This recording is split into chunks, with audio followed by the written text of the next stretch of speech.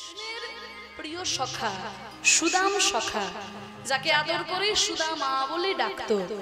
তা সেই সুদামার সঙ্গে গোবিন্দের সখ্যতা কেমন ছিল আমরা আস্বাদন করব। দেখুন, এই সুদামার বাবার নাম হচ্ছে মটুক মহারাজ আর মায়ের নাম হলো রচনা দেবী। ভগবান শ্রীকৃষ্ণ বৃন্দাবনে যখন ধীরে ধীরে বড় হচ্ছেন, নন্দের গৃহে যখন বড় হচ্ছেন, ধীরে ধীরে যখন বড় হয়ে উঠলেন, সখাদের সঙ্গে নিয়ে প্রত্যেক দিন গোচারণে যায় আমাদের প্রাণ গোবিন্দ। গোচারণ থেকে যখন আসে সবাইকে সঙ্গে নিয়ে আসে। সুদামার মায়ের নাম হচ্ছে রচনা দেবী। সেই গোচারণে যাওয়ার সময় প্রত্যেক দিন সুদামাকে সুন্দর করে সাজিয়ে দেয়, আর সাজিয়ে দিতে দিতে বলে, ওরে সুদামা, তুই যেমন আমার ছেলে, কৃষ্ণও কিন্তু আমার ছেলেরই মতো। তাই ওরে সুদামা রে, এমন কোনো খেলা যেন গোচারণে গিয়ে খেলিস না যাতে আমার কৃষ্ণের প্রাণে কোনো ব্যথা হয়। তাই প্রত্যেক দিন সুদামাকে সুন্দর করে সাজিয়ে দেয়। আজকেও সুন্দর করে রচনা দেবী সাজিয়ে দিয়েছে। আর সেই ছোট্ট ছোট্ট ধেনুবৎস নিয়ে প্রাণ গোবিন্দ আমার সখাগণকে সঙ্গে নিয়ে বৃন্দাবনে খেলা করছেন। ধেনুবৎস সঙ্গে নিয়ে বৃন্দাবনে প্রাণ গোবিন্দ আমার খেলা করছেন। শোভাটি কেমন হয়েছে? আজু খেলত খেলত সকালের সঙ্গে নিয়ে প্রাণ গোবিন্দ আমার খেলা করছেন। আজু খেলত খেলত খেলত খেলত খেলত রাম সুন্দর শ্যাম, খেলত রাম সুন্দর শ্যাম, মধুর মধুর অতি সুঠাম, খেলত রাম সুন্দর শ্যাম, মধুর মধুর অতি সুঠাম, খেলত রাম সুন্দর শ্যাম, কাচনি পাচনি বেত্র বেনু, পাচনি পাচনি বেত্র বেনু, খেলে আমার রাম কান, পাচনি পাচনি বেত্র বেনু, মুরলি খুরলি গান রে, ওই মুরলি খুরলি গান রে, মুরলি খুরলি গান রে, মুরলি খুরলি গান রে, মুরলি খুরলি গান রে, খেলত সুন্দর শ্যাম, কাচনি পাচনি বেত্র বেনু, পাচনি পাচনি বেত্র বেনু, কাচনি পাচনি বেত্র বেনু, মুরলি খুরলি গান রে।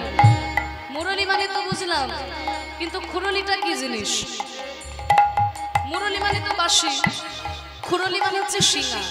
কৃষ্ণ বাঁশি বাজাচ্ছেন, বলরাম শিঙা বাজাচ্ছেন, এইভাবে খেলছেন। সঙ্গে কারা রয়েছে? প্রিয় শ্রীরাম সুদাম মেলি, প্রিয় শ্রীরাম সুদাম মেলি, প্রিয় শ্রীরাম প্রিয় শ্রীরাম প্রিয় শ্রীরাম সুদাম মেলি, প্রিয় শ্রীরাম সুদাম মেলি, তপন তনয়া তেরে কেলে, ওই তপন তনয়া তেরে কেলি, ধবলি শ্যামলি আওলি গাওলি, ওই ধবলি শ্যামলি আওলি গাওলি, কুকারি বুলত গান রে, খেলত রাম সুন্দর শ্যাম, মুরলি খুরলি সুঠাম, খেলত রাম সুন্দর শ্যাম। প্রিয় শ্রীদাম সুদাম মিলি। শ্রীদাম সুদাম দুজনের নাম করা হলো, কিন্তু কৃষ্ণের সখা হচ্ছে 24 জন। তাদের মধ্যে 12 জন প্রধান আর 12 জন উপপ্রধান। দেখা যাক কজনের নাম করা যায়। তা গোবিন্দের প্রধান যে সখা, তাদের মধ্যে কারা আছে? শ্রীদাম সুদাম দাম বসুদাম সুবল মহাবল সুবাহু বহুবাহু স্তক কৃষ্ণ অর্জুন লবঙ্গ আর মধুমঙ্গল। কি গো মায়েরা, 12টা হয়েছে? গুনেছো? গুনেছো? বলে মা গো শুনতে বলছো, বসে বসে শুনছি। হ্যাঁ, গুনতে বললে তবে তো গুনবো। এইবার বলছি ভালো করে গুনো, ভালো করে গুনেন না। দেখো 12টা হলো না কটা হলো? শ্রীদাম, সুদাম, দাম, বসুদাম, সুবল, মহাবল, সুবাহু, বহুবাহু, স্তককৃষ্ণ, অর্জুন, লবঙ্গ, মধুমঙ্গল। হয়েছে? দেখবেন লবঙ্গ মানে আবার খাবার লবঙ্গ নয়, ওটা কৃষ্ণের 12 জন সখার মধ্যে একজনের নাম লবঙ্গ। 12 জন হচ্ছে প্রধান সখা আর 12 জন উপপ্রধান। তাদের মধ্যে কারা আছে? হলায়ুধ, বরুথপ, গন্ধর্ব, কিঙ্কিনী, অংশুমান, ভদ্রসেন, বিলাসী, বসন্ত, উজ্জ্বল, কলবিঙ্ক, কোকিল, পুণ্ডরী। 12 আর 12 যোগ করলে এই 24 জন সখা নিয়ে গোবিন্দ আমার খেলা করছে। আর বাবা তত্ত্বের দিকে বলছে, আমরাও যখন এই সংসারী গোষ্ঠী খেলতে আসি, আমরাও কিন্তু 24টি তত্ত্ব নিয়ে খেলি। এই দেহের মধ্যে 24টি তত্ত্ব আছে। একটু ছোট করে তত্ত্ব বলে দিই। কি কি 24টি তত্ত্ব? ভূমির আপনলে বায়ু খং বুদ্ধি মে বচ অহংকারতি অঙ্গ মে ভিন্ন প্রকৃতি গোষ্ঠতা। ভূমি মানে মাটি, এই দেহের মধ্যে যে মাটি অংশ রয়েছে। আপ মানে জল, অনল মানে আগুন বা তেজ, খং মানে শূন্য স্থল, বায়ু মানে বাতাস, মন, বুদ্ধি, 5 আর 2 7 অহংকার। বলি তো 8 হলো মাগো, 24 কোথায় হলো? তুমি যে বললে 24 দিয়ে 8এই থেমে গেলে, তাহলে বাবা 3 দিয়ে গুণ করে দে। 3 দিয়ে গুণ করলে তো 24 হয়ে যাবে। 3 8 24 না। এই যে অহংকার, এই অহংকার কথাটার মধ্যে 17টি তত্ত্ব লুকিয়ে আছে। আমরা অহংকার বলতে শুধু গর্ব বুঝি, কিন্তু অহংকার মানে শুধুই গর্ব নয়। 17টা জিনিস এক জায়গায় হলে তবেই অহংকারের সৃষ্টি হয়। পঞ্চ জ্ঞানেন্দ্রিয়, পঞ্চ কর্মেন্দ্রিয়, পঞ্চ তন্মাত্র। পঞ্চ জ্ঞানেন্দ্রিয় কি কি? চক্ষু, কর্ণ, নাসিকা, জিহ্বা, ত্বক। পঞ্চ কর্মেন্দ্রিয় কি কি? মুখ, পানি, পাদ, পায়ু, উপস্থ। পঞ্চ তন্মাত্র কি কি? রূপ, রস, গন্ধ, শব্দ, স্পর্শ। এরপর রয়েছে অবিদ্যা আর সূক্ষ্ম দেহ। এই 17টা নিয়ে অহংকার। এই যে দেখুন পঞ্চ জ্ঞানেন্দ্রিয় যদি নিজের নিজের কাজ করে যায়, অহংকার হতেই পারে। মুখ, পানি, পাদ, পায়ু, উপস্থ নিজের নিজের কাজ করে যায়, অহংকার হতেই পারে। কিন্তু যদি কেউ চোখে দেখতে না পায়, কানে শুনতে না পায়, 2টো হাত না থাকে, 2টো পা না থাকে, অহংকার হবে কি? হবে না। তাই 17টা নিয়ে অহংকার। আর আগে ছিল 7। 7 আর 17 যোগ করলে কত হয়? 24। তাই 24 জন সখা নিয়ে দেহের মধ্যে আমরাও কিন্তু এই সংসার রূপী গোষ্ঠী খেলতে এসেছি। তা সেই 24 জন সখা নিয়ে গোবিন্দ আমার খেলছেন।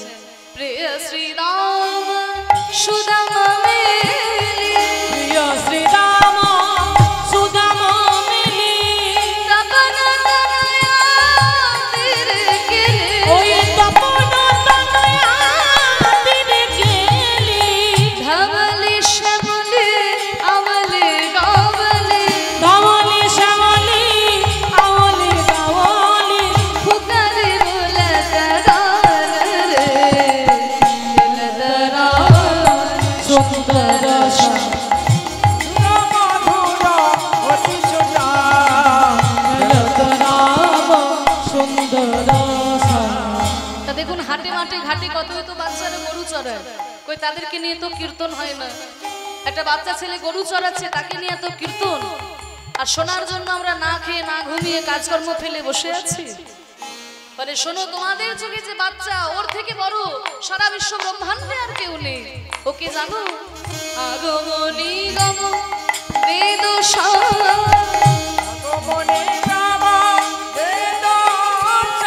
তোমাদেরকে কৃপা করবে বলে লীলাই করো তো গোঠবি।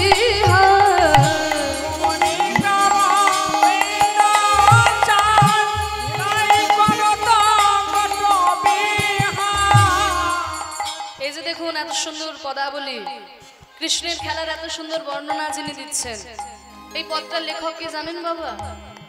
চণ্ডীদাস নয়, বিদ্যাপতি নয়, একজন মুসলমান। একজন মুসলমান হয়ে এত সুন্দর বৈষ্ণব পদাবলী লিখেছেন। হ্যাঁ, নিজের নাম পাল্টায়নি, ধর্ম পাল্টায়নি, শুধু মনটা সঁপে দিয়েছে গোবিন্দ চরণে। তা না হলে কি এত সুন্দর পদ লেখা সম্ভব? নাসির মামুদ করো তো আশো,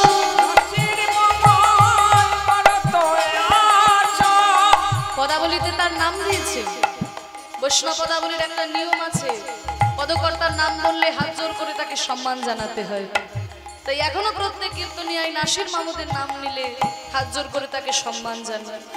নাসির মামু করত আশা, নাসির মামু করত আশা, চরণে শরণ দান রে, চরণে শরণ দান রে, ওই চরণে আমি শরণ নিলাম, এই চরণে আমি শরণ হইল, চরণে আমি শরণ নিলাম, চরণে আমি শরণ নিলাম, চরণে আমি শরণ নিলাম, চরণে শরণ দান রে, খেলত রাম সুন্দর।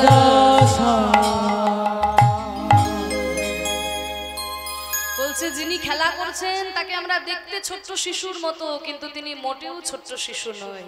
তিনি হচ্ছেন আগম নিগম বেদ সার, বেদেও যার সার খুঁজে পায় না, তাকে দেখতে ছোট্ট শিশুর মতো কি হলে কি হবে, তিনি কিন্তু মোটেও ছোট্ট শিশু নয়। বৃন্দাবনের খেলা কিছুদিনের খেলা, কিন্তু সারা বিশ্ব ব্রহ্মাণ্ড নিয়ে তিনি সদা সর্বদা খেলা করে চলেছেন।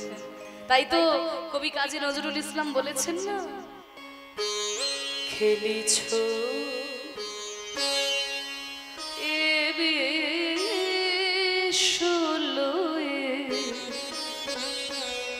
বিরাট শিশু আনমনে খেলিছ এ বিশ্বলয়ে বিরাট শিশু আনমনে খেলিছ। কবি কাজী নজরুল ইসলামের লেখা এই গানটি। ওই যে বললাম না, আমাদের বাংলা কিন্তু ভাগাভাগির জায়গা নয়। চৈতন্য মহাপ্রভু গৌরচন্দ্রিকার মধ্যে গাইলাম না, জবনেও নাচে গাই বলে হরিনাম। হাজার হাজার বৈষ্ণব পদাবলী যেমন বাংলায় রচিত হয়েছে মুসলমান পদকর্তার দ্বারা, কবি নজরুল ইসলামও তো কত সুন্দর গানগুলো লিখেছেন, যেগুলো শুনলে পরে হৃদয়ের ভেতরটা দোলা দিয়ে ওঠে, নাড়া দিয়ে ওঠে। কত সুন্দর লিখেছেন, হে প্রভু বৃন্দাবনে শুধু নয়, এই বিশ্ব ব্রহ্মাণ্ড নিয়ে তুমি খেলা করছো, বিরাট শিশু আনমনে। তোমাকে আমরা দেখছি ছোট্ট শিশু, কিন্তু তুমি মোটেও ছোট্ট শিশু নয়। কারণ তোমার ওই ছোট্ট মুখের মধ্যে সারা পৃথিবী দেখেছিল মা যশোদা, তাহলে তো তুমি ছোট্ট শিশু নয়। তুমি দেখতে শিশুর মতো, কিন্তু তুমি বিরাট শিশু। তাই বলছে প্রলয় সৃষ্টি তব পুতুল খেলা, নিরজনে প্রভু নিরজনে। প্রলয় সৃষ্টি তব পুতুল খেলা। ছোট ছোট বাচ্চারা দেখবেন খেলা করে না, বালি দিয়ে হয়তো কত সুন্দর একটা ঘর বানালো। ছোট্ট বাচ্চারা বালি দিয়ে সুন্দর একটা ঘর বানায়, কিছুক্ষণ পরে কি মন হলো, এমন একটা লাথি দিল, বালির ঘর ভেঙে পড়ে গেল। তাই হে প্রভু তুমি সেই শিশুর মতো খেলা করছো। তোমার যখন ইচ্ছা হচ্ছে তুমি সৃষ্টি করছো, আবার তোমার যখন ইচ্ছা হচ্ছে এমন প্রলয় ডেকে আনছো যে নিমেষের মধ্যে সব কিছুকে ধ্বংস করে দিয়ে চলে যাচ্ছে। প্রলয় সৃষ্টি তব পুতুল খেলা, নিরজনে প্রভু নিরজনে।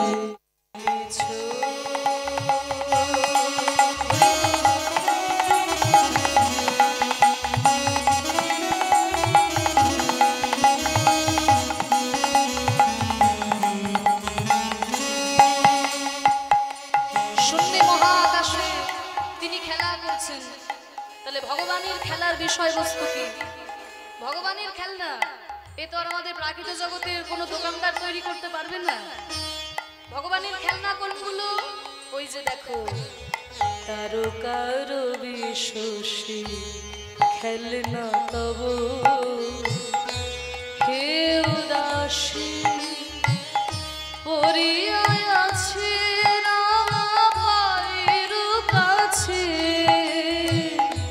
রাশি রাশি। তারকা শশী খেলনা তবু। ছোট ছোট বাচ্চারা দেখবেন খেলা করে না, বাচ্চারা কি নিয়ে খেলা করে? লাট্টু চরকা বল, তাই না? এখন আর কেউ লাট্টু চরকা খেলে না, নিয়ে সব মোবাইল নিয়েই পড়ে থাকে। এখন মোবাইলের মধ্যেই নানান রকমের খেলা, তাই না? আমরা ছোটবেলায় খেলেছি লাট্টু চরকা বল নিয়ে। যাই হোক, এমন এখন এই দিন এসেছে, যুগ এসেছে, তাই বাচ্চারা ওই মোবাইল নিয়ে খেলা করছে। আবার হয়তো এমন দিন আসবে যে মোবাইল ছেড়ে দিয়ে বাচ্চারা আবার ওই লাট্টু চরকা বল নিয়ে খেলা করবে। তা দেখুন, লাট্টুকে ঘুরিয়ে দেওয়া হয়, কিছুক্ষণ পরে লাট্টু থেমে যায়। তা দেখুন, ভগবানও খেলা করছেন। এই যে পৃথিবীরূপী লাট্টুকে এমন ঘুরিয়ে দিয়েছেন যে ঘুরেই চলেছে, ঘুরেই চলেছে, আর থামার নাম নাই। যেদিন থেমে যাবে সবকিছু ধ্বংস হয়ে যাবে। তারকার বিশ্বসী খেলনা তব হে উদাসী পড়িয়া আছে রামা পায়ের কাছে রাশি রাশি। তাই বিশ্ব ব্রহ্মাণ্ড নিয়ে তিনি খেলা করছেন। বৃন্দাবনের খেলা তো কিছুদিনের খেলা। তাই আজকে যখন সখাদের সঙ্গে নিয়ে গোবিন্দ আমার খেলছেন, এই শ্রীরাম, ও সুধা, তোরা সবাই আমার সঙ্গে খেলবি তো? সবাই খেলবি তো? ঠিক আছে, চল আমরা খেলা করি তাহলে। ধেনু বৎস সব ছেড়ে দিয়ে সবাই গোবিন্দের সঙ্গে খেলতে বসেছে।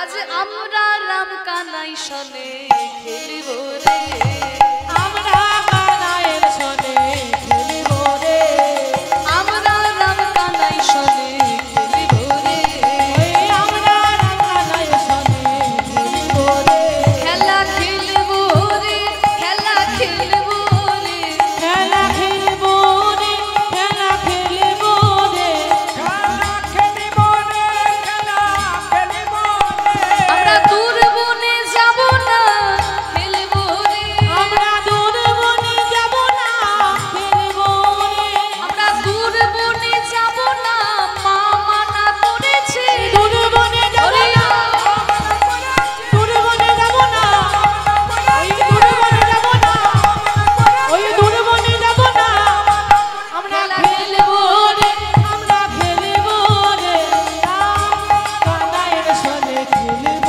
রে, আমরা রাম কানাই সনে। এই দাঁড়া, দাঁড়া, দাঁড়া, দাঁড়া।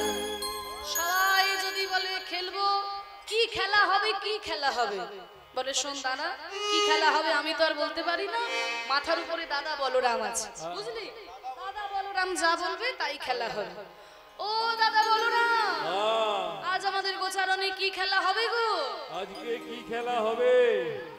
আজকে হবে কাঁধে চড়া কাঁধে করা খেলা। বাহ, দাদা বলরাম বলে দিয়েছে খেলা হবে কাঁধে করা আর কাঁধে চড়া। তাহলে কে কাঁধে করবে আর কে কাঁধে চড়বে গো? কে কাঁধে করবে আর কে কাঁধে চড়বে? আমি কাঁধে চড়বো। তুই কাঁধে চড়বি? হ্যাঁ। তুই কি করবি? তুইও চড়বি? এই সুদামা, তুইও চড়বি? হ্যাঁ হ্যাঁ, আমরা সবাই কাঁধে চড়বো। সবাই বলছে কাঁধে চড়বো। এই দাঁড়া দাঁড়া, তোরা সবাই যদি বলিস কাঁধে চড়বো, তাহলে কাঁধে করবে কে? সবাই যদি বলে কাঁধে চড়বো, তাহলে কাঁধে করবে কে? ওইভাবে বললে হবে না, সাঁতুরি পাততে হবে। এই সুদামা, যা তাড়াতাড়ি ওই বন থেকে আমরা কতজন আছি? 24 জন সখা আর কৃষ্ণ বলরাম, মানে মোট 26 জন। যা, তাড়াতাড়ি 26টা বড় বড় পাতা নিয়ে আয় তো, তাড়াতাড়ি নিয়ে আয়। হ্যাঁ, 26টা বড় বড় পাতা এনেছিস? ওর মধ্যে একটা পাতাকে ছিদ্র কর, করেছিস? এবার ওই পাতা ভালো পাতার মধ্যে মিশিয়ে দে। এইবার ওই পাতাগুলো আমাকে দে। আমি একটা একটা করে পাতা সবাইকে দেব। যার কপালে ছেঁড়া পাতা পড়বে সেই হবে চোর। আর আমাদের সবাইকে কাঁধে করে নিয়ে যমুনার তীর পর্যন্ত যাব। বুঝে গেছিস? এই শ্রীরাম, পাতা ধর। হ্যাঁ।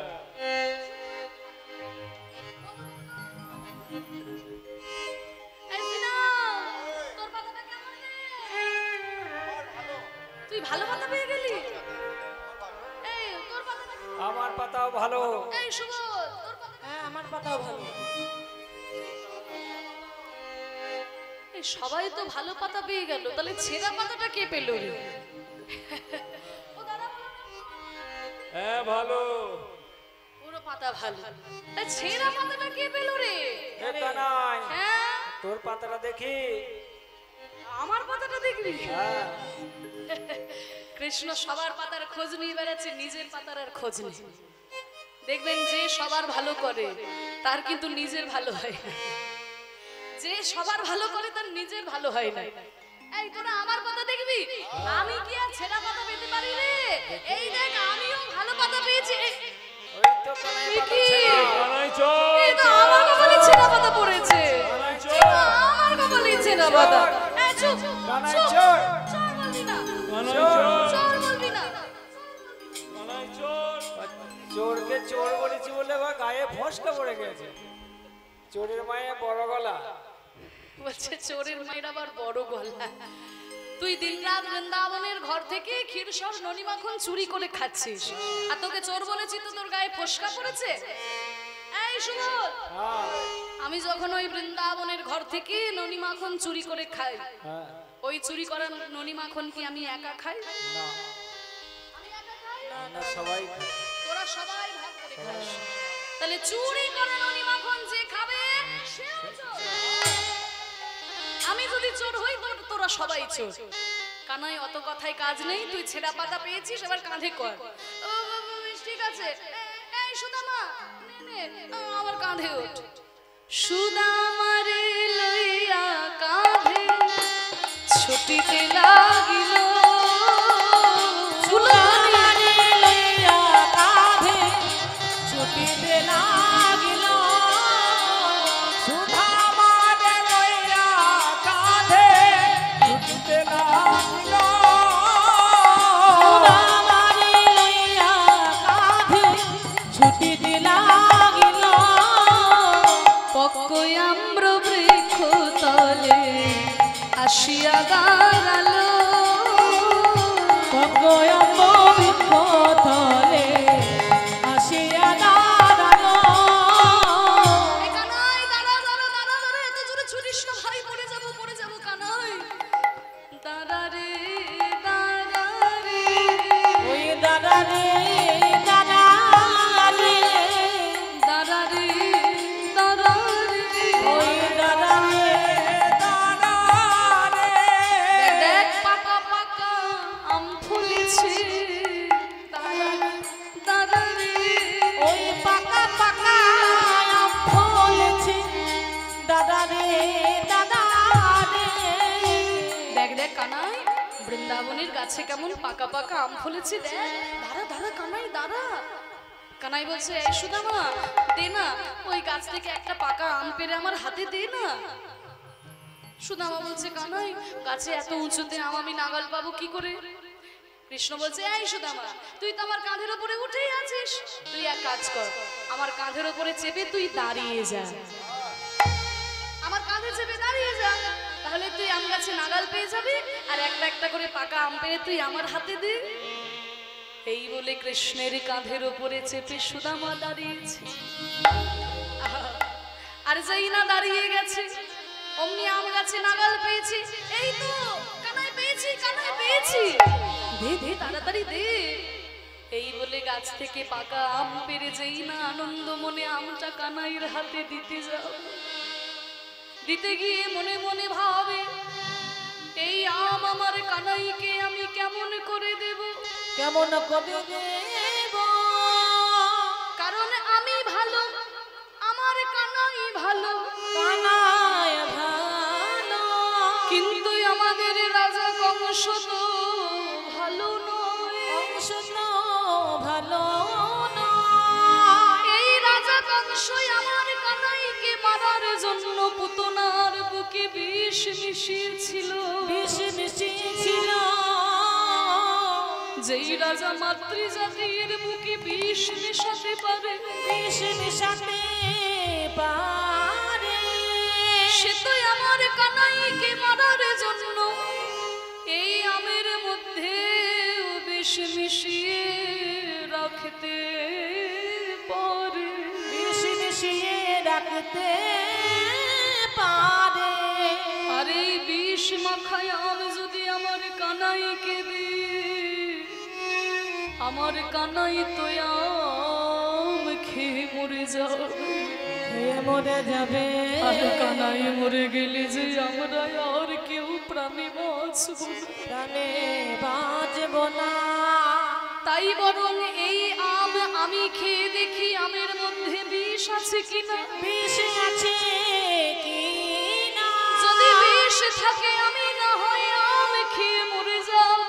আমি খেয়ে মরে যাব। কিন্তু আমার কানাই তো বেঁচে থাকবে, বেঁচে থাকবে।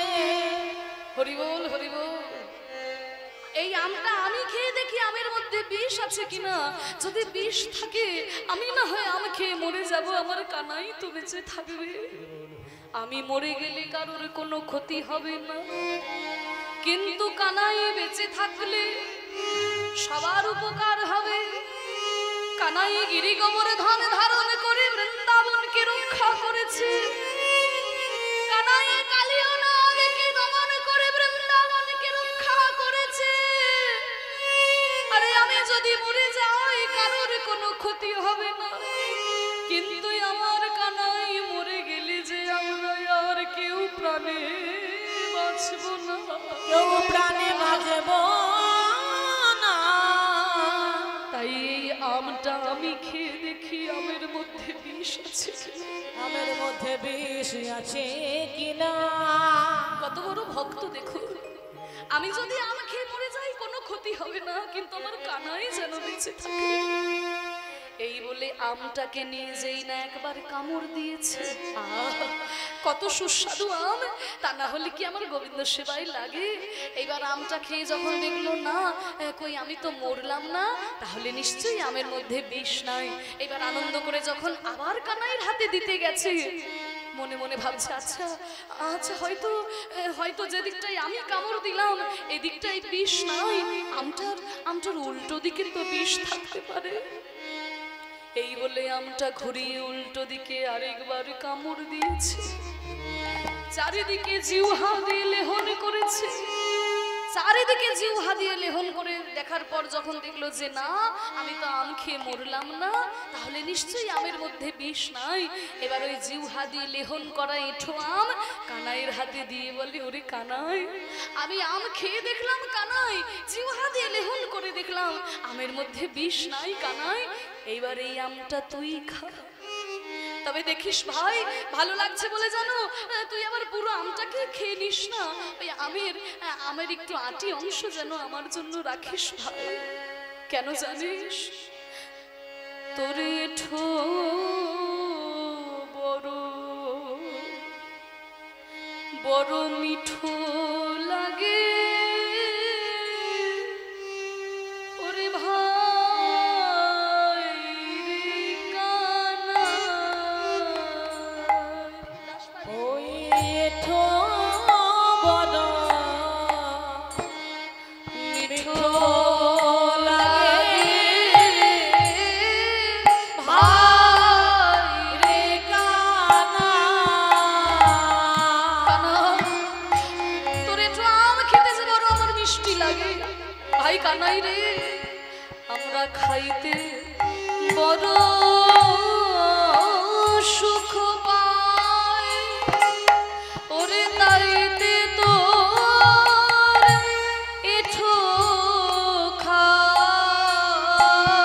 খাইতে বড় সুখ পাই, তাইতে তোর এঁঠো খাই।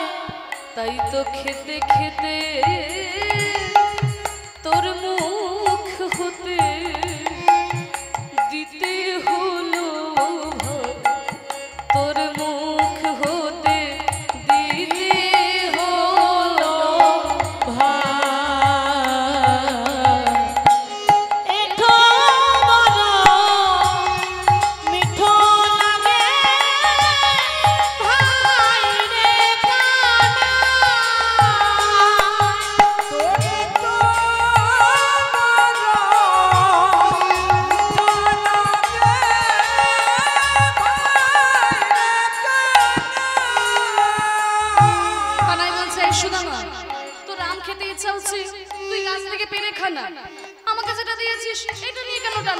করছিস? আমার এঠো বলে তোর বেশি মিষ্টি লাগছে? আরে কানাই, তোর এঠো বলেই যে আমার মিষ্টি লাগছে। দেখবেন মায়েরা, বাড়িতে যদি কারোর কোনো পেয়ারা গাছ থাকে, তা গাছ পাকা পেয়ারা এমনিতেই মিষ্টি হয়, কিন্তু যে পেয়ারাটাতে আগে থেকে পাখিতে একটু ঠোকর দিয়ে যায়, সেই পেয়ারাটা কিন্তু সব থেকে বেশি মিষ্টি হয়। ওরে ভাই কানাই, বৃন্দাবনের গাছের আম শুধু এমনিতেই মিষ্টি, কিন্তু যে আমটা তোর বদনে উঠেছে কানাই, যেন 100 গুণ বেশি মিষ্টি হয়ে যায়। আমার মনে হয় তোর ওই ঠোঁটের মধ্যে কিছু একটা জাদু আছে, জানিস ভাই? তোর ওরা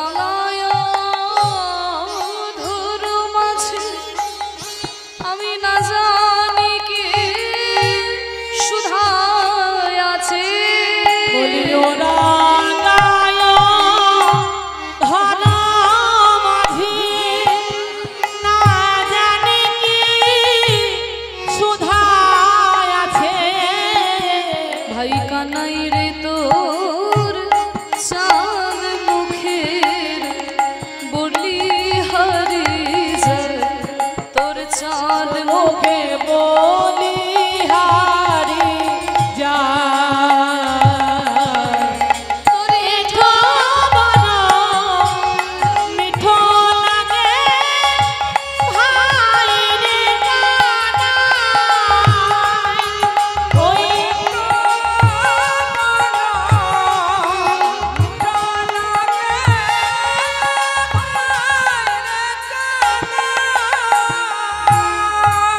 কানাই মনে মনে চিন্তা করছে, বাহ, তাহলে সুদামার সঙ্গে আমি একটু ছলনা করি। চতুরের শিরোমণি গোবিন্দ তো বলছে, এই সুদামা, আমার এঠো আম যদি 100 গুণ বেশি মিষ্টি হয়, তাহলে আমার এঠো আম তোকে আমি এমনি এমনি কেন দেব? আগে আমায় কিছু দে, তবে তো দেব। কি বলে, কোন জিনিস যদি মূল্যবান হয়ে যায়, সেটা আর বিনা পয়সা পাওয়া যায় না।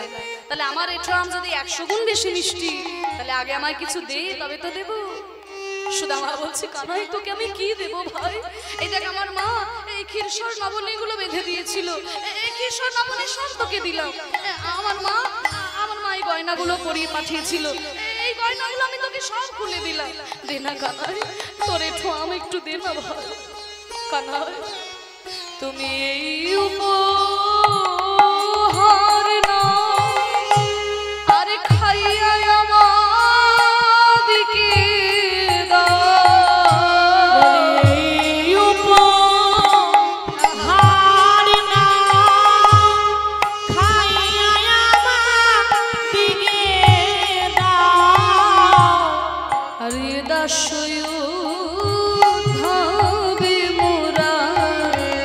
কিছু দিতে চাই, উদ্ধবে মোরা কিছু দিতে চাই। এঠো বড় মিঠো লাগে ভাই রে কানাই, ওই এঠো বড় মিঠো লাগে ভাই রে কানাই। এই যে বৃন্দাবনে মাঠে মাঠে খেলা করা, কৃষ্ণকে এত ভালোবাসা, সুদামা কৃষ্ণ ছাড়া আর আন জানে না। কেন জানো মায়েরা, সুদামা কৃষ্ণকে এত কেন ভালোবাসে? কারণটা জানতে গেলে আমাদের জানতে হবে যে সুদামা পূর্বজন্মে কে ছিল। কারণ পূর্বজন্মের বড় সুকৃতি না থাকলে পরে গোবিন্দ ভজন করা যায় না, গোবিন্দ চরণ লাভ করা যায় না। তাহলে এই সুদামা পূর্বজন্মে কে ছিল? এই সুদামা পূর্বজন্মে কে ছিল সেটা জানতে গেলে আমাদের যেতে হবে একটু ত্রেতা যুগে। ত্রেতা যুগে যেতে হবে। ত্রেতা যুগে যখন রামচন্দ্রকে রাজা করবেন বলে সমস্ত ব্যবস্থা করেছেন রাজা দশরথ, হ্যাঁ, চারিদিকে হই হুল্লোড়, আলোর রোশনায় আমাদের রামচন্দ্র রাজা হবে, অভিষেক হবে রামচন্দ্রের, সবাই আনন্দ করছে, সবাই হই হুল্লোড় করছে। এমন সময় মা কইকেয়ী, আপনারা তো সবাই জানেন মা গো, রামচন্দ্রের মা হলো কৌশল্যা আর ভরতের মা হলো কইকেয়ী। এই কইকেয়ী রামচন্দ্রকে কিন্তু নিজের ছেলের মতোই ভালোবাসতো, কিন্তু যখন আনন্দ করছে মা কইকেয়ীও বড় আনন্দ করছে, সুন্দর করে সেজে গুজে সবাইকে সব কাজে কাজে হাত লাগাচ্ছে। তখন কইকেয়ীর যে পরিচারিকা ছিল মন্থরা, সেই মন্থরা এসে বলছে, কিরে কইকেয়ী, তুই এত আনন্দ করছিস কেন? রাম রাজা হবে তো? বলে, আমার আনন্দ হবে না? আমার ছেলে রাম রাজা আমি রামের মা। কি বলছিস তুই? তুই রামের মা? হ্যাঁ আমি রামের মা। বলে ভুলে যাস না, তুই রামের মা নয়, তুই রামের সৎ মা। তুই রামের সৎ মা। আজকে তোকে মা মা বলে একেবারে মাথায় তুলে নৃত্য করছে, কিন্তু যেই দিন ওই সিংহাসনে উঠে যাবে তোকে আর তোর ছেলে ভরতকে একেবারে ঘাড় ধাক্কা দিয়ে অযোধ্যা থেকে বের করে দেবে। তাই শোন, তুই যদি নিজের সন্তানের মঙ্গল চাস, তোর ছেলে যদি রাজা হয় তবেই তুই সুখী হতে পারবি। আর ওই রামচন্দ্র রাজা হলে তোর ছেলে ভরতকে সারা জীবন তার দাসত্ব করতে হবে। তুই মা হয়ে দাঁড়িয়ে দাঁড়িয়ে দেখতে পারবি। এই কুমন্ত্রণা যখন দিল মন্থরা কইকেয়ীর কানে, মা কইকেয়ী, দেখবেন এই কুমন্ত্রণা এত খারাপ জিনিস মা। বারবার যদি কেউ একই কথা আপনার কানের গোড়ায় বলতে থাকে, কিছুদিন পরে মিথ্যে কথা হলে ওটা আপনার সত্যি বলে মনে হবে। কারণ এই ঘটনা তো আমাদের জীবনের চলার ঘটনা। তাই প্রত্যেকটি পদক্ষেপে আমাদের বড় চিন্তা ভাবনা করে জীবনে পথ চলা উচিত। তা মা কইকেয়ী কোনো চিন্তা ভাবনা করলেন না, অন্ধকার ঘরে বসে রইলেন। রাজা দশরথকে মা কইকেয়ী দুইবার প্রাণে বাঁচিয়েছিল। রাজা দশরথ বলেছিল, কইকেয়ী তুমি যা চাইবে আমি তোমাকে তাই দেব। অন্ধকার ঘরে বসে রইলেন কইকেয়ী। রাজা দশরথ যখন জিজ্ঞাসা করলেন, কইকেয়ী তোমার কি হয়েছে? কইকেয়ী বলল, মহারাজ আমি আপনাকে দুইবার প্রাণে বাঁচিয়েছিলাম, আপনি বলেছিলেন আমি যা চাইবো আপনি আমাকে তাই দেবেন। আজকে সেই পাওনা গন্ডা মেটানোর দিন এসেছে মহারাজ। কইকেয়ী, কাল আমার রাম রাজা হবে, আজকে তুমি আমার কাছে কি চাইছো? আমার রাম ভালোভাবে রাজা হয়ে যাক, তারপরে তুমি যা চাইবে না। আমি আপনার কাছে যা চাই আজকে এই মুহূর্তে দিতে হবে, কাল হয়ে গেলে আপনি দিতে পারবেন না। কি এমন তুমি আমার কাছে চাও কইকেয়ী যে কাল হলে দিতে পারবো না? আপনি ক্ষত্রিয়ের সন্তান মহারাজ, আপনি কাউকে কোনো কথা দিলে সেই কথা রাখেন। আপনি যদি ঘরে কথা রাখতে না পারেন তবে আপনি বাইরে কি কথা রাখবেন? শোনো কইকেয়ী, আমি যখন তোমাকে বলেছি তুমি যা চাইবে আমি তোমাকে তাই দেব, আমি তোমাকে দেব, বলো তুমি কি চাও? কইকেয়ী বলল, মহারাজ আমার প্রথম চাওয়া হলো ওই রামচন্দ্রকে আপনি 14 বছরের জন্য বনবাসে পাঠিয়ে দিন। আর আমার দ্বিতীয় চাওয়া হলো আমার ছেলে ভরতকে আপনি সিংহাসনের রাজা করবেন, আপনি আমায় কথা দিন। কইকেয়ী, তোমার মুখে এই কথা শোনার আগে আমার মরণ কেন হলো না? কইকেয়ী, আমার ছেলে রাম যাকে আমি রাজা করব বলে সমস্ত ব্যবস্থা করেছি, কালকে তার অভিষেক, আর আজকে তুমি আমার কাছে চাইছো সেই ছেলেকে আমি 14 বছরের জন্য বনবাসে পাঠিয়ে দেব। তুমি কি মা নাকি পাষাণী? আপনি আমাকে কথা দিয়েছেন আমি যা চাইবো আপনি তাই দেবেন। ডেকে পাঠালেন রামচন্দ্রকে, পিতার চরণে এসে প্রণাম করলেন রামচন্দ্র। রাজা দশরথ বলে উঠলেন, ওরে রাম, তুই কি পারবি তোর পিতার সত্য রক্ষা করার জন্য 14 বছরের জন্য বনবাসে যেতে? রামচন্দ্র বললেন, বাবা এই দেহটা যে আজকে আমি পেয়েছি, এই দেহটা তো আপনারই দেওয়া। আপনি যদি আদেশ করেন এই দেহটা 14 বছরের জন্য কেন সারাটা জীবন বনে বনে ঘুরে কাটিয়ে দেবে পিতা। ওরে রাম, তোর মতো ছেলে যেন ঘরে ঘরে হয়, তোর মতো ছেলে যেন ঘরে ঘরে হয়। আমি তোকে আদেশ করলাম তুই 14 বছরের জন্য বনবাসে চলে যা। ততদিনে ভরত হবে অযোধ্যার রাজা। তুই 14 বছর বনবাস করে ফিরে এলে তোরা 4 ভাই 4টি অঞ্চলে রাজত্ব ভাগ করে নিস। পিতামাতার চরণে প্রণাম করে রামচন্দ্র চলে গেলেন বনবাসে। সীতামা লক্ষ্মণও তার সঙ্গে চলে গেল। আর এই দুঃখ সহ্য করতে না পেরে রাজা দশরথ ইহু জগৎ পরিত্যাগ করে চলে গেলেন। যখন রাজা দশরথ মারা গেলেন তখন কিন্তু ভরত ছিল না বাড়িতে, ভরত ছিল মামার বাড়িতে। কারণ মন্থরা এত কুটিল, সে জানতো ভরতের চোখের সামনে কখনোই রামচন্দ্রকে বনবাসে পাঠানো যাবে না। যখন রাজা দশরথ মারা গেল ভরতকে মামার বাড়ি থেকে আনানো হলো। আর ভরত এসে দেখে কি তার সোনার রাজপ্রাসাদ একেবারে ভূতের বাড়িতে পরিণত হয়েছে। কেউ কথা বলে না, কারোর মুখে হাসি নেই, কারোর মুখে কথা নেই। এ কি আমার এই সোনার রাজপ্রাসাদ ভূতের বাড়িতে কে পরিণত করেছে? সুমন্ত্র এসে বলছে এত চিৎকার করে কথা বলো না ভরত, অযোধ্যার এই এত বড় ঘটনা ঘটেছে আর কারোর জন্য নয়, একমাত্র তোমার মায়ের জন্য। আমার মা? ছুটতে ছুটতে গেল ভরত কইকেয়ীর কাছে। মা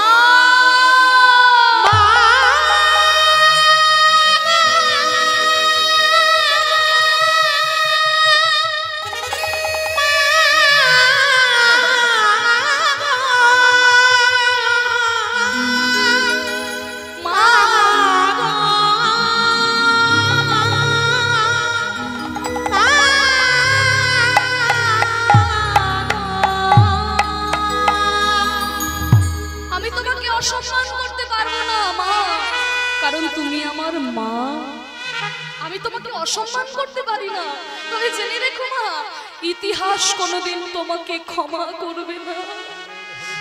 আমার দেবতা সম দাদাকে তুমি বনে পাঠিয়ে দিলে মা গো। তুমি কি ভেবেছো দাদার সিংহাসন নিয়ে আমি রাজত্ব করব? তুমি ভুল ভেবেছো মা।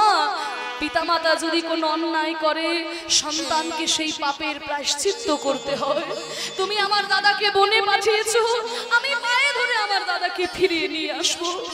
ভরত ছুটতে ছুটতে গেল ওই বনের মধ্যে, রামচন্দ্রের চরণ দুটিকে জড়িয়ে ধরেছে। দাদা, দাদা গো, দাদা তুমি ফিরে চলো, দাদা তুমি ফিরে চলো, দাদা তুমি ছাড়া সোনার রাজপ্রাসাদ ভূতের বাড়ি হয়ে গেছে, তুমি ফিরে চলো দাদা। ভরত ভাই, ভাই তুই আমাকে ফিরিয়ে নিয়ে যেতে এসেছিস? হ্যাঁ দাদা, আমি তোমাকে ফিরিয়ে নিয়ে যেতে এসেছি, দাদা তুমি ফিরে চলো। ওরে ভরত তুই কেমন ভাই, তুই কেমন ভাই রে? দাদা যদি সম্পত্তি ছেড়ে চলে যায় ভাইদের মনে বড় আনন্দ হয় যে এখন সমস্ত সম্পত্তির ভোগ দখল আমি একাই করব। আর তুই কেমন ভাই, আমি সব কিছু ছেড়ে বনে চলে এলাম আর তুই আমাকে ফিরিয়ে নিয়ে যেতে এসেছিস। ভরত তোর মতো ভাই যেন ঘরে ঘরে হয় রে, তোর মতো ভাই যেন ঘরে ঘরে হয়। দাদা তুমি ফিরে চলো, দাদা তুমি ছাড়া সোনার রাজপ্রাসাদ ভূতের বাড়ি হয়েছে, তুমি ফিরে চলো। ভরত আমি তো ফিরে যেতে পারবো না। কেন দাদা? ওরে ওরে আমার জীবনে বাবা আগে নাকি ভাই আগে?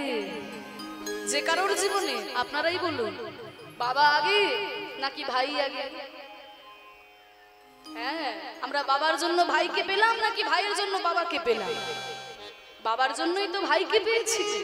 তাহলে বাবা আমাকে আদেশ করেছে 14 বছর বনবাসে থাকতে, আর তুই আমাকে অনুরোধ করছিস তোর সঙ্গে ফিরে যেতে। তাহলে বল ভাই, আমার কাছে বাবার আদেশ আগে নাকি ভাইয়ের অনুরোধ আগে? বাবার আদেশ আমার কাছে সবার আগে, তাই বাবার আদেশ পালন করার জন্য আমি 14 বছর বনবাসে থাকবো, কিন্তু তোর অনুরোধ আমি ফেলে দেব না ভাই। যেই দিন 14 বছর পূর্ণ হবে সেই দিন আমি অযোধ্যায় ফিরে যাব, কিন্তু 14 বছরের একদিনও আগে নয়। দাদা দাদা তুমি না ভাই, তুই ফিরে যা। তবে দাদা গো, আমি তোমার জন্যই পাদুকা দুটো এনেছিলাম, কৃপা করে তুমি এই পাদুকা দুটোতে চরণ দাও। তোমার এই পাদুকা দুটো নিয়ে গিয়ে আমি সিংহাসনের উপর রাখবো, নিচে কুশের আসন পেতে আমি রাজত্ব করব। পাদুকা দুটোতে চরণ দিলেন রামচন্দ্র, মাথায় করে পাদুকা দুটো নিয়ে গিয়ে সিংহাসনের উপর রাখলেন ভরত, নিচে কুশের আসন পেতে রাজত্ব করলেন। তারপরে তো আপনারা সবাই জানেন, সীতামাকে হরণ করে নিয়ে চলে গেল রাবণ। সেই রাবণকে যুদ্ধে পরাজিত করে, রাবণকে বধ করে, সীতামাকে উদ্ধার করে 14 বছর বনবাস করে যখন আবার রামচন্দ্র ফিরে এলেন অযোধ্যায়, সবাই কত আনন্দ করছে, কত হই হুল্লোড়, কত আলোর রোশনাই। আমাদের রামচন্দ্র ফিরে এসেছে, আমাদের রামচন্দ্র রাজা হবে। যাকে যা পাচ্ছে তাকে তাই দান করছে, কাউকে মণিমুক্তার হার, কাউকে হীরের আংটি, সবাইকে সবকিছু দান করতে করতে যখন ভরতের কাছে এসে দাঁড়ালো, বল ভাই তুই আমার কাছে কি চাস? তুই যা চাইবি আমি তোকে তাই দেব। ভরত বল তুই কি চাস? সেদিন ভরত কি বলেছিল জানে? সেদিন ভরত বলল, দাদা গো, আমি তো তোমার কাছে সোনার আংটি চাই না, আর মণিমুক্তার হার চাই না। আমি তোমার কাছে কি চাই জানো? এই জন্মে আমি যেমন তোমার ভাই হয়ে জন্ম নিয়েছি, ভাই হয়ে জন্ম নিয়েছি, আগামী যদি কোনো জন্মে কোনো দিন তোমাতে আমাকে দেখা হয়, সেদিন যেন আমাকে আর তোমার ভাই করে জন্ম দিও না, ভাই করে জন্ম দিও না। ওগো দাদা গো, যদি কোনোদিন কোনো জন্মে আবার তোমাতে আমাতে দেখা হয় দাদা, সেদিন আমাকে আর তোমার ভাই করো না, সেদিন আমায় বন্ধু করে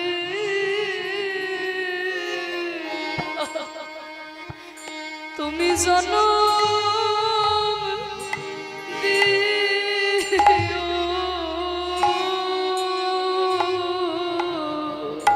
ওয়ে বন্ধু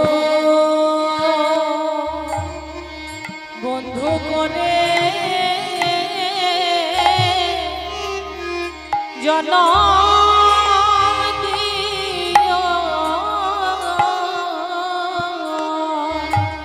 আমি আর কিছু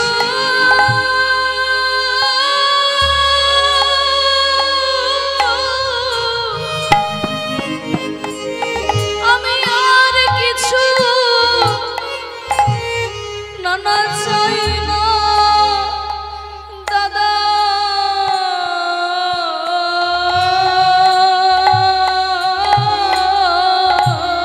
আমায় বন্ধু করে জনম দিও। রামচন্দ্র বলিরাম রামচন্দ্র বললেন, ওরে ভরত তুই আমার ভাই, তোর সঙ্গে আমার রক্তের সম্পর্ক রে, আর তুই আমার কাছে কি চাইছিস? ভাই না হয়ে বন্ধু হতে চাইছিস? বন্ধুর সঙ্গে কি আর রক্তের সম্পর্ক হয়? কেন তোর এরকম চাওয়া? বলে দাদা গো, আমি তোমার বন্ধু হতে চাই কেন জানো? যেদিনে আমি তোমাকে বনবাসে ফিরিয়ে আনতে গেলাম,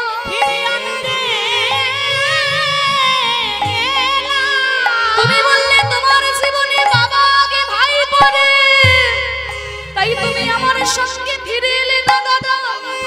যেহেতু আমি তোমার ভাই, আমি তোমার আদেশ মেনে নিতে বাধ্য হলাম দাদা, কিন্তু সেদিন যদি আমি তোমার বন্ধু হতাম, তোমার কোনো কথা শুনতাম না দাদা, তোমাকে হাতে ধরে টানতে টানতে নিয়ে এসে সিংহাসনে বসিয়ে দিতাম। কারণ বন্ধুর সঙ্গে বন্ধু জোর খাটাতে পারে। সখা শুদ্ধ সখ্যে করে স্কন্ধে আরোহণ, তুমি কোন বড় লোক, তুমি আমি সম। এই সমতাটা বন্ধুত্বে থাকে। বন্ধু বন্ধুর কাঁধে ওঠে, বন্ধু বন্ধুর সঙ্গে ঝগড়া করে, বন্ধু বন্ধুর সঙ্গে মারামারি করে, বন্ধু বন্ধুর উপরে জোর খাটাতে পারে, কিন্তু দাদা আদেশ করলে ভাই মেনে নিতে বাধ্য। কিন্তু বন্ধুত্বে আদেশ অনুরোধের সম্পর্ক নাই। তা সেদিন যদি আমি বন্ধু হতাম দাদা, আমি তোমাকে জোর করে টেনে নিয়ে সিংহাসনে বসিয়ে দিতাম, কিন্তু যেহেতু আমি ভাই, আমার তো সেই অধিকার ছিল না দাদা। তাই আর আমি তোমার ভাই হতে চাই না, এবার আমি তোমার বন্ধু হতে চাই। আমি মনের মতো করে তোমার সেবা করব, আমায় বন্ধু করে জনম দিও। মনের মতো করে সেবা করব, বন্ধু করে জনম দিও। মনের মতো করে সেবা করব, বন্ধু করে জনম দিও। মনের মতো করে সেবা করব,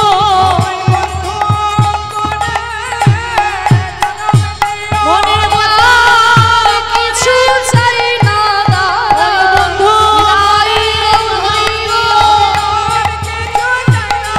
ওই বন্ধু করে জনম দিও। আমায় বন্ধু করে জনম দিও। রামচন্দ্র বললেন, তাই হবে ভরত। আগামী দাপর যুগে যখন আমি নন্দদুলাল শ্রীকৃষ্ণ হয়ে জন্ম নেব, তুই হবি আমার প্রিয় সখা সুদাম সখা।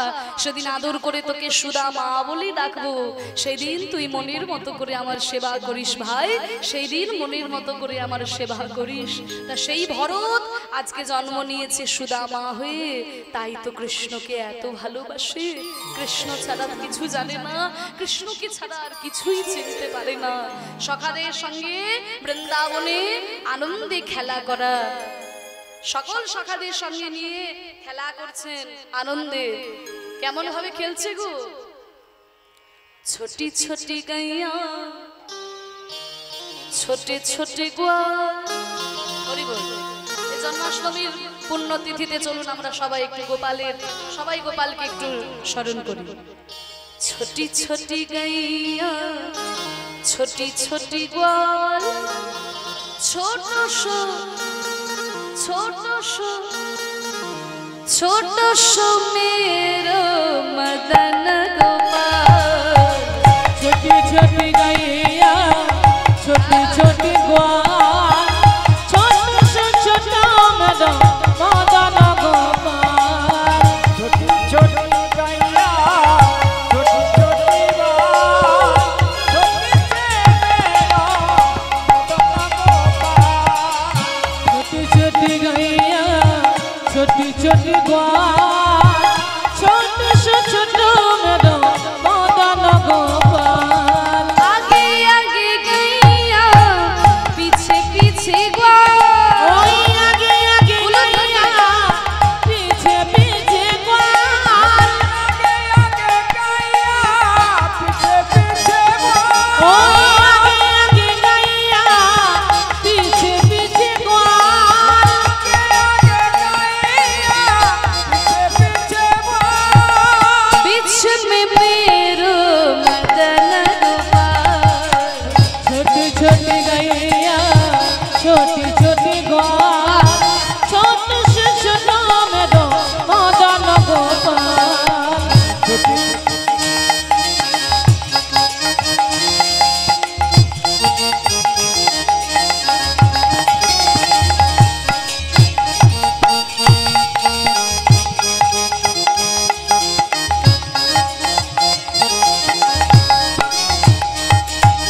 कारी कारी गैया गोरी गोरी ग्वाल, ओई कारी कारी गैया गोरी गोरी ग्वाल।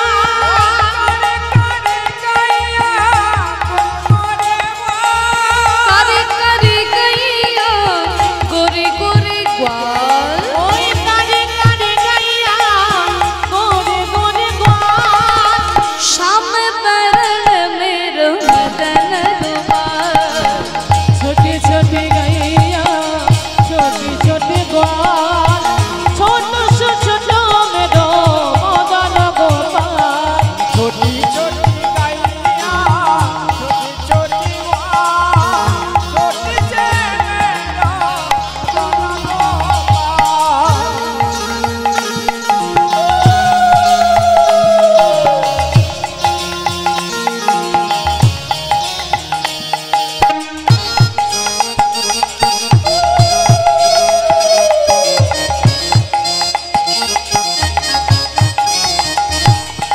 कारी कारी गैया गोरी गोरी ग्वाल। ओई कारी कारी गैया गोरी गोरी ग्वाल।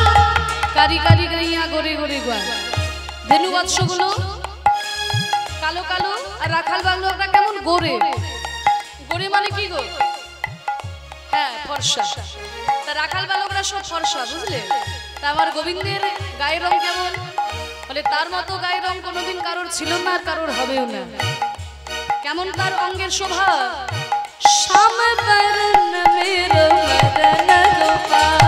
ओई श्याम बरन मेरो मदन गोपाल। छोटी छोटी गैया छोटी छोटी ग्वाल, छोटी से मेरा मदन ओ गोपाल।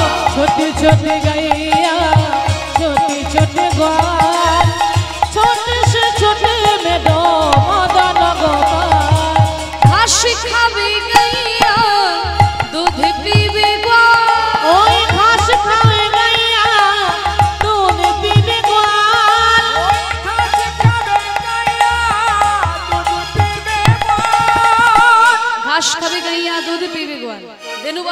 ঘাস খাচ্ছে, রাখাল বালকরা একেবারে গরুর বাটে মুখ লাগিয়ে দুধ খাচ্ছে। আর আমার গোবিন্দ কি করছে গো? ঘাস খাবে গাইয়া দুধ পিবে গো, ওই ঘাস খাবে গাইয়া দুধ পিবে গোয়াল, মাখন চুরাবে मेरो मदन गोपाल। छोटी छोटी गैया छोटे छोटे गोपाल, छोटे से छोटे मेरो मदन गोपाल। छोटी छोटी गैया छोटी छोटी छोटी से मेरो मदन गोपाल। छोटी छोटी छोटी छोटी छोटी छोटी रे, छोटी छोटी छोटी छोटी छोटी छोटी रे, ओए छोटी छोटी छोटी छोटी छोटी छोटी रे, छोटी छोटी छोटी छोटी छोटी छोटी रे, छोटी छोटी गैया छोटी छोटी ग्वाल, छोटो सुमेरो मदन गोपाल। ओए छोटो से मेरो मदन गोपाल, छोटो सुमेरो छोटो सुमेरो छोटो सुमेरो मदन गोपाल। बोलो बाके बिहारी लाल की जय। मदन गोपाल की जय। राधा मोहन की जय। श्याम सुंदर की। जय। ছোট ছোট ধেনু বৎস নিয়ে বৃন্দাবনে খেলা করা এত